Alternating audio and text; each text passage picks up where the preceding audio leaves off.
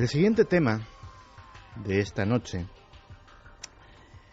empieza realmente en un sitio que a los periodistas nos es muy querido. Empieza en la redacción de un periódico.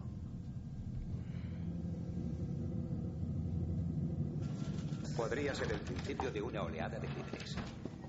Tiene que ver esto. Querido director, soy el asesino de los 2 adolescentes de las navidades pasadas del lago Herman y de la chica del 4 de julio cerca del campo de golf de Vallejo. Para demostrar que yo los maté, daré unos detalles que solo la policía y yo conocemos. Navidades. Marca de munición Super X. 10 disparos. El chico estaba boca arriba con los pies mirando hacia el coche. La chica... ¿Quieres seguir tú, por favor? La chica estaba sobre el costado derecho con los pies hacia el oeste. Aquí tiene parte de un mensaje cifrado. Las otras 2 partes se las he enviado a los directores del Vallejo Times y del San Francisco Examiner. Quiero que saque este mensaje cifrado en primera página. En este criptograma está mi identidad. Si no ha publicado este mensaje cifrado antes de la tarde del viernes con B, 1 de agosto del 69, iniciaré la carnicería esa misma noche. Daré vueltas con el coche durante el fin de semana y mataré a todo el que encuentre solo por la noche. Y no dejaré de matar hasta haberme cargado a 12 personas ese fin de semana.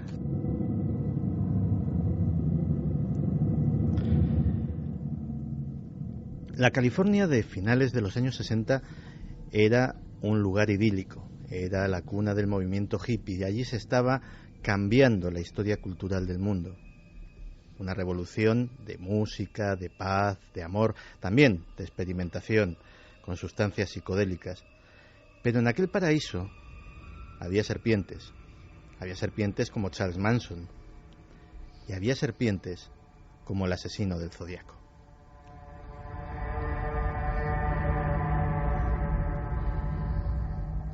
Siete víctimas reconocidas por la policía, 37 según él.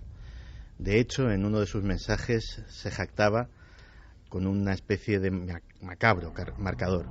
Ponía Zodíaco 37, Policía de San Francisco 0.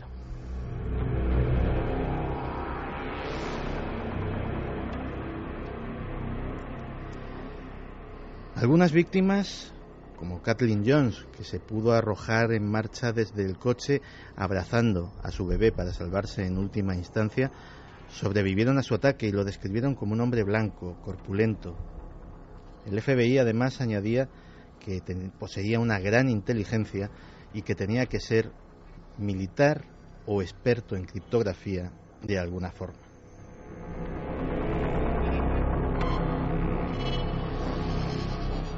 Mandó cartas a los principales diarios de San Francisco.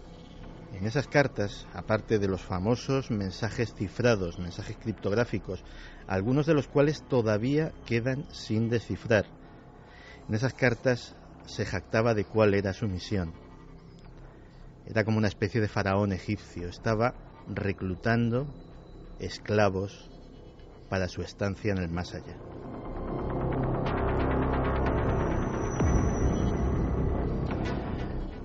Incluso es posible que tengamos su voz. El documento que vais a escuchar es completamente real, fue reproducido en su día en la película Zodiac, de la que hemos sacado el corte anterior, dirigida genialmente por David Fincher. Pero esta es la voz real de una llamada de teléfono que pudo ser Zodiac el que la hizo a un programa de televisión. Talk to us. Just tell us what's going on inside you right now, Sam, please. I have headache. Right. How long have you had those headaches, Sam?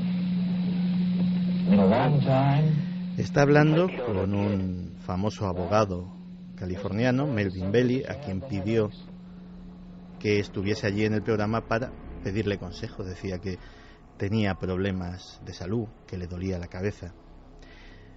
Nunca se pudo confirmar si realmente esta voz era la de Zodiac o no. Se dijo que podía ser un enfermo mental que había usado el teléfono y la emisora de televisión pues para aumentar su delirio. Esta es la historia hasta aquí. De hecho, el que quiera saber algo más, hay un magnífico reportaje en la web ikerjimenez.com escrito por un jovencísimo, porque en aquella época tendrías muy pocos años, ¿no, Javier? Muy poco, no recuerdo, no quiero recordar cuándo fue, pero sí es cierto que es una historia que a mí me fascinó, precisamente también porque por aquella época yo andaba estudiando también periodismo, historia del periodismo universal, y en esa asignatura cuadraba perfectamente esta película porque tenía todos los tintes del nacimiento de la televisión, de cómo fue eclipsada la prensa, las batallas entre los periódicos y cómo de repente no se sabe muy bien si la prensa se nutrió de estos crímenes o este criminal se nutrió de la prensa. Se ha dicho que Zodiac, que el asesino del Zodíaco es una especie, sería el Jack el Destripador del siglo XX. ¿Es exagerado? Bueno, podría serlo perfectamente, precisamente porque nunca se descubrió su identidad, aunque se barajaron varios nombres, se investigaron hasta más de 2.500 personas, se analizaron todo tipo de pruebas, hubo incluso ciudades con toques de queda, que a las 10 de la noche todo el mundo volvía a sus casas y no salía hasta por la mañana, porque en los primeros crímenes él actuaba durante la noche. Y es cierto que cundió el pánico en pleno siglo XX y se comparó con Jack el Destripador por esas cartas que él enviaba a la prensa jactándose de ser superior a esos miembros de la policía.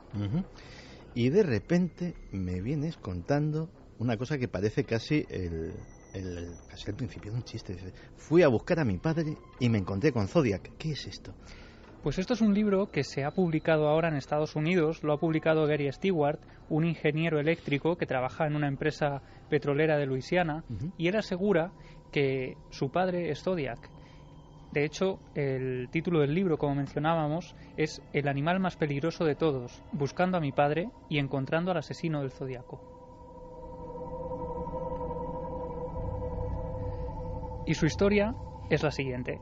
Él era un niño adoptado, no sabía quiénes eran sus verdaderos padres hasta el año 2002. Es entonces cuando él tiene 40 años aproximadamente y recibe la llamada de una mujer llamada Judy Chandler que dice ser su madre.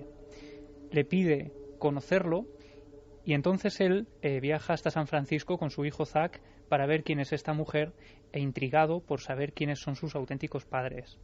Cuando él llega allí se encuentra una mujer mayor, una mujer que empieza a contarle su vida, le cuenta muy apenada que ella nunca quiso abandonarle, que fue su padre el que lo dejó y el que hizo que durante el resto de su vida estuvieran separados. Él empieza entonces a preguntarle por ese padre y ella le cuenta que ese hombre llamado Earl Van Best era un hombre mayor. Ella tenía 14 años cuando se queda embarazada de este chico, de Gary Stewart, de su hijo, y entonces este hombre, Earl Van Best, se ve envuelto en una auténtica polémica muy famosa en Estados Unidos por ese escándalo sexual, ¿no? Se le acusó de corrupción de menores, fue acusado también de violación. De hecho, hay imágenes de informativos del año 62 donde ocurrieron los juicios y se ve a este hombre y le cuenta pues que todo esto hizo que ella tuviera que abandonar a este hombre. El hombre, atormentado porque había sido abandonado por esta mujer, se marcha a la ciudad de Baton Rouge, se va con su hijo, se lleva a su hijo con él y entonces lo abandona en una iglesia, lo deja a las puertas de una iglesia sin saber su madre dónde estaba ese niño. Y a partir de ahí es cuando se inicia esta investigación.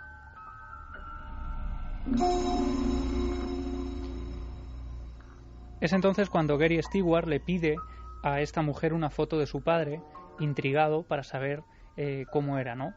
Ella le entrega una vieja foto, se ve un hombre con gafas, con el pelo muy corto, y él se la lleva y la guarda en su despacho. Y es unos meses más tarde, cuando la casualidad, que siempre acude ante los testigos que indagan de más, llamó a las puertas de Gary Stewart. Si quieres, vamos a escucharlo contándonos cómo se inicia esta investigación. El cartel de Se Busca de 1969 del Departamento de Policía de San Francisco aparece en pantalla y mi corazón se para. Y creo que dejé escapar un grito muy audible y mi hijo, Zack, entra en la habitación, me mira y dice: «Oye, papá, ese eres tú». Entonces volví a mi oficina donde tengo la única foto de mi padre. Y le dije, no, hijo, no soy yo, es mi padre.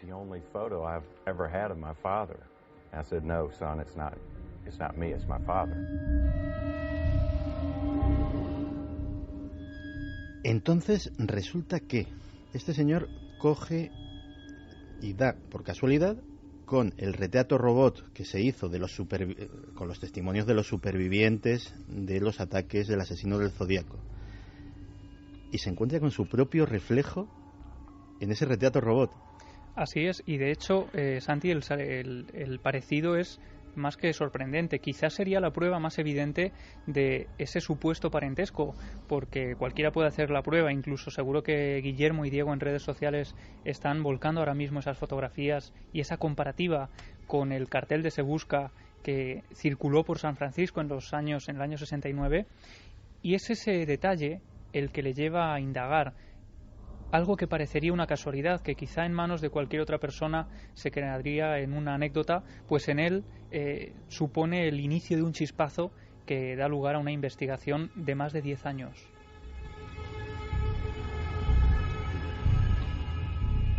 Sí, porque bueno, todos, se dice que por ahí todos tenemos un socias, todos tenemos un doble, un doppelganger, que realmente podría ser una casualidad. No creo que sea simplemente eso lo que le haya hecho escribir un libro en el que afirma que Zodiac es su padre. Claro, ese fue el detonante, pero como decía, durante 10 años él estuvo indagando, buscando en las pruebas policiales, incluso buscando en la letra de su padre para compararla con los criptogramas y con las cartas que Zodiac envió a la prensa, y es a partir de ahí cuando él va tejiendo esa teoría que va conduciéndole a una incómoda respuesta que para él, decía, ojalá hubiera sido negativa.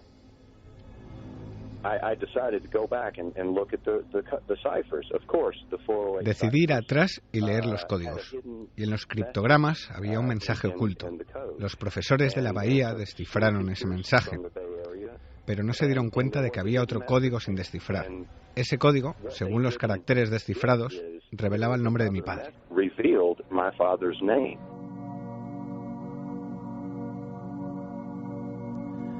De hecho, si no recuerdo mal, en uno de los mensajes descifrados había una serie de caracteres, no recuerdo si eran 30 o 37, que parecían un galimatías sin sentido si se seguía la misma clave. De hecho, era en ese mensaje precisamente donde decía aquello de que estaba buscando seguidores y esclavos para torturarlos en el más allá y que les sirvieran, etcétera, etcétera.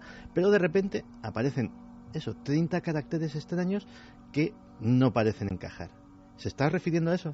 No concretamente a esos, sino al criptograma de los, no sé si son 340 caracteres, el último. Que es el último, que fue indescifrable y que todavía hoy sigue sin tener un mensaje claro, ¿no? Ese mensaje del que tú hablabas es en el que decía también que él mataba personas porque matar animales le aburría y porque el hombre era el animal más peligroso de todos. Cierto. Precisamente esa frase es la que lleva el título del libro. Pero este hombre, Gary Stewart, no se queda ahí. Él habla también de una huella dactilar, la huella que Zodiac dejó en un taxi, en el que se supone que es el último asesinato que él lleva a cabo, en un taxista. Aparece dentro de un guante negro que él deja en el asiento trasero y que llevaba algo muy peculiar. Esa huella dactilar llevaba una especie de cicatriz que la hacía muy particular. Aunque era una huella parcial, era pues perfectamente reconocible ante algo más parecido, ¿no?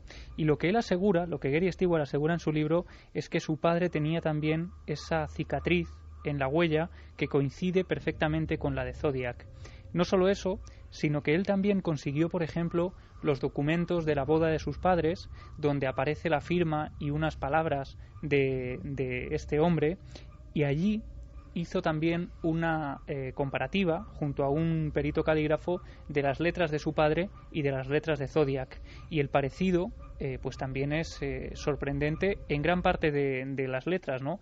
Precisamente con Clara en la redacción hemos estado viendo esos análisis y yo creo que mejor que ella para ver un poco lo que opina de todo esto. Pues sí, hemos estado revisando tanto las escrituras de Zodiac oficiales, vamos a decir, indubitadas, que sabemos que bueno, pues son de él en cualquiera, quien fuera esa persona, da igual, pero son del asesino en cuestión. Y este otro tema de las comparativas, de las escrituras, del presunto padre, porque tampoco sabemos muy bien si era su padre, se está esperando hacer unas pruebas de ADN para confirmar que esa persona era realmente su padre, ¿no? Y bueno, pues con estos datos, pues la verdad es que hay algunas, en lo que yo he podido observar, hay algunas letras muy similares. Lo que pasa es que, claro, yo desconozco el estudio completo en lo que se basa esa información. Ahí realmente se reproducen tres documentos, y en 2 de ellos están las comparativas de determinadas letras, y sí que tienen cierta similitud. Luego hay otra cosa que para mí está un poco cogida con pinzas, ¿no? Y es que quieren explicar que de alguna manera Zodiac introdujo las iniciales de su nombre de manera simbólica o en clave, ¿no? Y entonces hacen como una especie de análisis con el símbolo de Zodiac, que era una especie de Z con una especie de onda arriba en la parte superior, y lo que han hecho es girarlo 90 grados. Entonces dicen que eso da como resultado, lo pueden probar los oyentes, una E y una V, que serían las iniciales de Earl Van. Y luego, si volvemos a girar otra vez esa Z, nos saldría la B del apellido. Pero yo creo que esto es, para mi opinión, mi opinión está cogido con pinzas. Un personaje evidentemente tan teatral y tan retorcido podría no ser extraño, pero efectivamente sí suena un poco raro. Tú, Clara, como calígrafa has estudiado la letra del asesino del Zodíaco. Pues supongo que es un gran ejemplo de algunas cosas. ¿Qué te dijeron esos textos? ¿Qué te decía esa letra? Pues bueno, la letra de Zodiac para mí es un claro ejemplo de enfermo. O sea, tengo que decir, es una letra, una escritura que si los oyentes pues toman la molestia de mirar un poco en internet la van a encontrar. Incluso es posible que hayan colgado tanto Guillermo León como Diego Marañón, y en estos momentos la puedan estar viendo en las redes sociales, ¿no? Pero les va a llamar la atención en algunos aspectos la claridad con la que está escrita, el aparente orden, la monotonía, y es decir, parece una cosa hecha casi como con una plantilla. Esto a priori en los mitos grafológicos la gente piensa que esas escrituras, cuanto más claras, más bonitas o más ordenadas y legibles, pues mejor es la persona. Esto es una creencia antigua que se tiene y realmente no es así. Es decir, las escrituras cuanto más monótonas y que vemos como una persona que intenta controlar las emociones hasta tal punto que cuando llega un momento que esas emociones se disparan, lo hacen de la peor forma, y este puede ser el caso de Zodiac.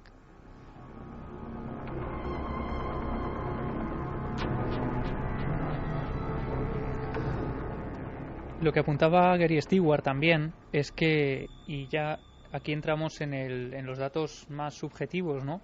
Él decía, por ejemplo, que la mayoría de las víctimas descubrió que se parecían a su madre, a Judith Chandler, a la mujer que lo abandonó, y que esto precisamente pues también podría ser un indicio. De hecho, la policía de San Francisco pronto se dio cuenta de que algunos de los hombres que acompañaban a las mujeres que habían intentado ser asesinados habían sobrevivido. La teoría era que este hombre se ensañaba con las mujeres y se olvidaba de rematar a los hombres que las acompañaban, ¿no? Y quizá, apunta a Gary Stewart, parte de ese ensañamiento tendría que ver precisamente con el parecido de estas mujeres con la mujer que lo abandonó. Eso es muy típico de los asesinos en serie. Se centran en una tipología de víctimas normalmente muy definida. ¿Sabemos algo más? Pues fíjate, hay otro detalle que también parece muy de novela, pero que en su momento también se apuntó en la investigación del asesino del Zodíaco.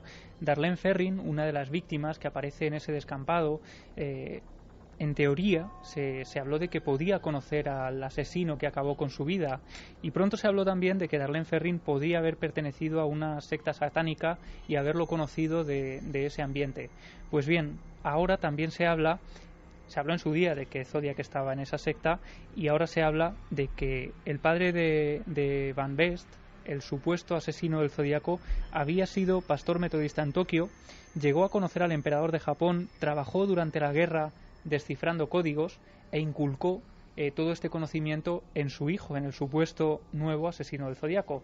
Pues lo que ahora dicen es que Van Best podría haber pertenecido también a una secta satánica y haber controlado pues alguno de estos símbolos que en teoría tenían vinculación con esas creencias mágicas. Te quería preguntar, Javier, si esa secta es el proceso, de Process. Es una de las teorías también.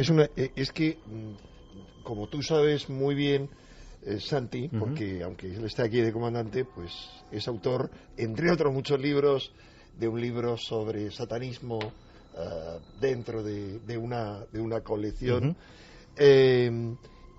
Tú sabes muy bien que desde el principio se asoció al asesino del Zodíaco con gente del entorno, más que de gente relacionada con Manson, pero en cuanto a que Manson se suponía algo por parte de algunos que había estado relacionado con el proceso. No sé si nos puedes, porque de verdad yo no me acuerdo muy bien de qué iba lo del proceso, pero era una historia fascinante.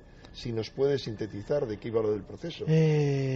Recuerdo que la relación con Manson era a través de uno de sus, no sé si llamarlo seguidor o acólito, porque tenían casi un estatus de igualdad dentro de la familia Manson, que se llamaba Bobby Beausoleil. Sí.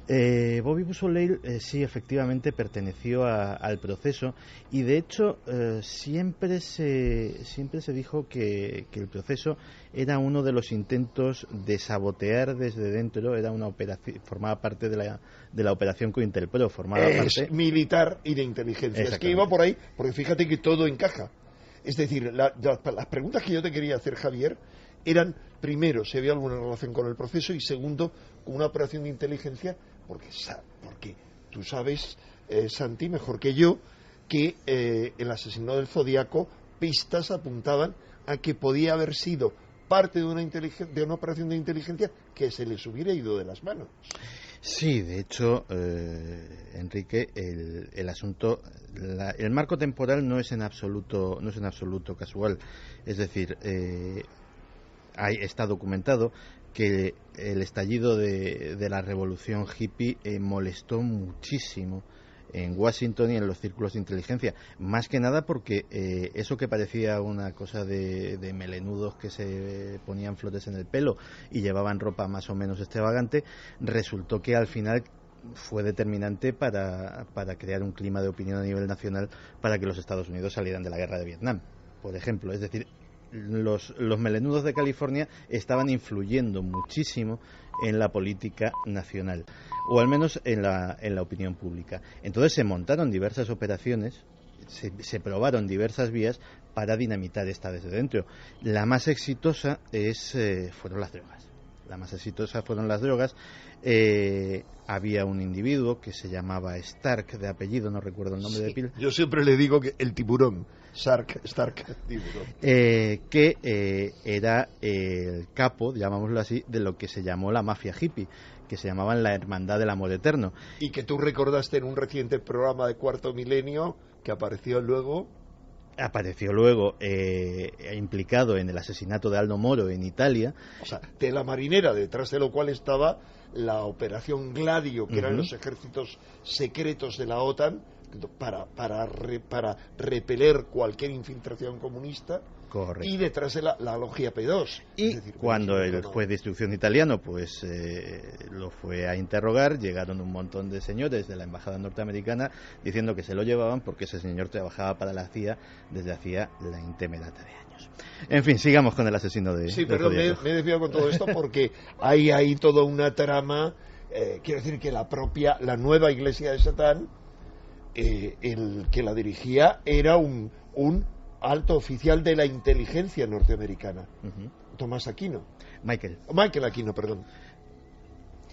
Pues aquí también hay conspiración, la saca a la luz Gary Stewart, porque dice que en realidad este supuesto asesino del Zodíaco, su nombre no es nada nuevo para las autoridades de San Francisco, que en su día empezaron a investigarlo, pero esa investigación cesó cuando se dieron cuenta de que uno de los inspectores que llevaba el caso, Rotea Guilford, estaba casado con la primera mujer de este personaje, y a partir de ahí deciden hacer la vista gorda y tacharlo de la lista de esos prácticamente 2.500 sospechosos que se barajaban a un principio.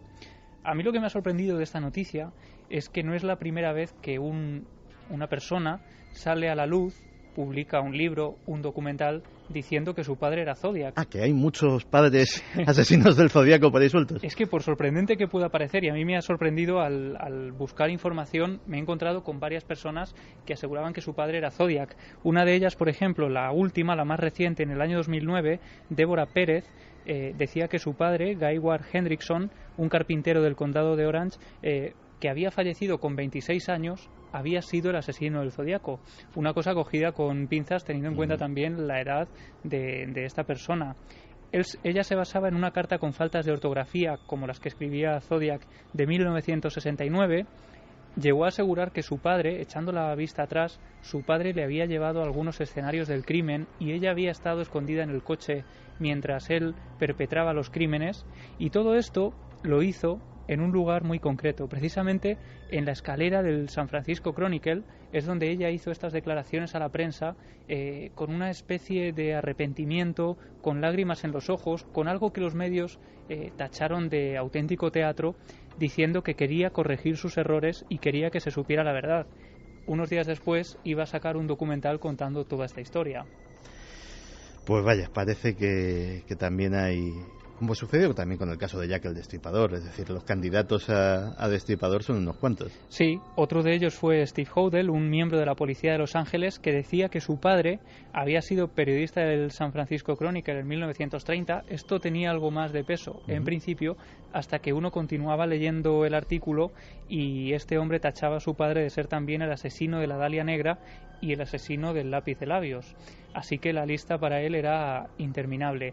Pero, como te decía al principio, lo que me sorprende de todo esto es que, al contrario que en los casos anteriores, en este, la policía de San Francisco se ha comprometido a aceptar esas pruebas y a revisar pues esas muestras que tienen ahora y compararlas con las letras, las caligrafías y los datos que tienen del caso Zodiac para revisar todo, y se han tomado en serio todo esto.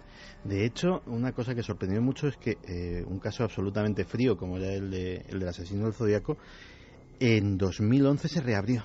No se sabe muy bien por qué, en qué datos, pero decidieron reabrirlo y hicieron análisis genéticos. Existe ADN del asesino del Zodíaco guardadito, y quién sabe, podrían compararlo con el de este señor y ver si hay una coincidencia padre-hijo. Eso es lo que él decía, que está esperando también hacer esos análisis de ADN, que la policía de San Francisco ya ha tomado muestras de ADN y, bueno, pues quién sabe, ¿no? Quizá algún día sepamos algo más. Todavía hay también cartas del asesino del Zodíaco que no han salido a la luz. Pues la verdad es que es una historia fascinante. Probablemente sea del siglo XX una de las historias de asesino en serie más extrañas, más rocambolescas. Los mensajes en clave, los diferentes métodos, el anonimato, la publicidad en los periódicos. Yo creo que tenía todos los ingredientes para esa gran película que se hizo, y muchos más. De hecho, hay una cosa que solamente cuando te metes un poquito en el tema la sabes, que es que el asesino del Zodíaco en teoría no desaparece en 1969. El Chronicle sigue recibiendo cartas que sospechan, por la caligrafía, por la forma que están redactadas, por una serie de detalles incluso que no se han dado a conocer, que siguen siendo suyas, incluso quejándose de cosas banales, como el editorial de hoy era una porquería, como si se estuviera riendo constantemente de ellos, y así durante toda la siguiente década, la década de los 70.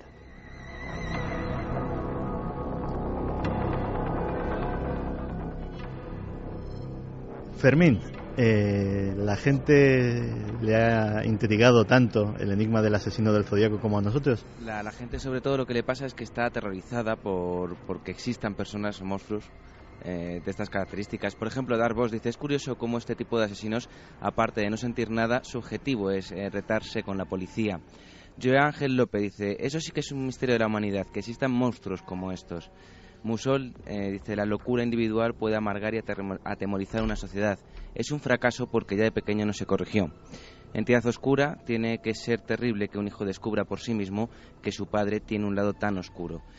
Basni Ramos, acerca de las fotos, habla, dice: espectacular parecido, solamente falla el pelo, el retrato tiene mayor calidad que la foto. Lucía Pinazo dice: pero si lo hacía por un rechazo sentimental, no es un psicópata, es un perturbado psicológico. Yo creo que no fue eso. María José Pulido: la inteligencia muy superior al resto hace que te aburras y des tramas como si de un teatro se tratase. Pues la verdad es que sí que es un enigma del ser humano, la existencia